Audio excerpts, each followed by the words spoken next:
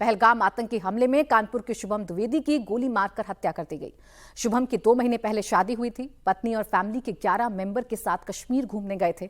पत्नी ने परिवार को फोन पर बताया कि आतंकियों ने पहले नाम पूछा और फिर सिर में गोली मार दी। शुभम और उनकी पत्नी ईशान्या सोनमर्ग गुलमर्ग घूमने के बाद पहलगाम पहुंचे थे। इस बीच शुभम का एक वीडियो सामने आया है। शुभम अपनी पत्नी और फैमिली के साथ होटल रूम में कार्ड खेलते नजर आ रहे हैं। किसे पता था कि कुछ ही पलों में आतंकी उनकी जान ले लेंगे। किसे पता था कि कुछ ही पलों में उनकी जो ये खुशियां हैं वो सबसे बड़े मातम में तब्दील हो जाएंगी।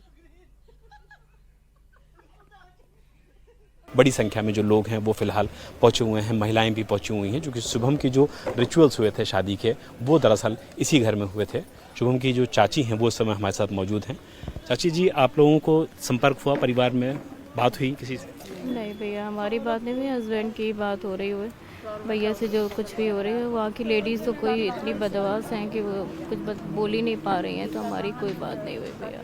फरवरी में ही यहीं घर में आप लोगों ने सब शादी रचाई थी और बाकी मांगलिक कार्य यहाँ से हुए थे और डेस्टिनेशन वेडिंग थी, तो ओरछा से 3 दिन का कार्यक्रम बाकी वहाँ से हुआ था और बाकी मार्त पूजन वगैरह और माता की चौकी वगैरह बाकी सब प्रोग्राम यहीं से किए गए थे।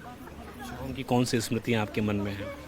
भैया, हम जब ब्याह के आए तो 5 साल का बच्चा हमको मिला, तो जो छोटे से इतना बड़ा हुआ हमारे सामने, और आज वो चला गया तो क्या सोचने लायक ही रह गए और सोच ही रहे हैं बैठे बैठे, और क्या है। प्रधानमंत्री नरेंद्र मोदी से, गृह मंत्री अमित शाह से हमारे माध्यम से आप लोग को अपील करना चाहेंगे किस तरीके की कार्रवाई होनी चाहिए आतंकियों के खिलाफ? मोदी जी अपने स्तर पर तो कर ही रहे हैं, पर अब जो हादसा होना था तो वो हो गया भैया। अब हमारा बच्चा तो चला गया ना, वापस तो नहीं आ सकता ना, क्या बताएं हम। लेकिन आतंकवादियों को जवाब देना बहुत ज़्यादा ज़रूरी है, ऐसा लगता है परिवार को? वो सरकार देगी, ऐसा नहीं है, सरकार सक्षम है, वो करेगी, ऐसा हमें उम्मीद है। जो परिवार की महिलाएं हैं वो भी गमज़दा हैं। किसी के पास बोलने के लिए बहुत ज़्यादा शब्द नहीं हैं, क्योंकि सभी लोग शुभम से बहुत ज़्यादा प्यार करते थे। अभी फरवरी में ही शुभम की मैरिज हुई है। जो रिचुअल्स होते हैं, जो रीति रिवाज से पूजा अर्चना होती है, बाकी चीज़ें होती हैं, वो इसी पैतृक आवास से हुई थी और श्याम नगर में शुभम अपने परिवार के साथ रहा करते थे। इस पूरे हादसे में लगभग 11 लोग उस दौरान टूर पे गए हुए थे। शुभम अपने परिवार के साथ मौजूद थे, अपनी पत्नी के साथ मौजूद थे, और पहलगाम में जब आतंकवादियों ने नाम पूछने के बाद शुभम को गोली मारी है, उस वक्त उनके साथ उनकी पत्नी मौजूद थी।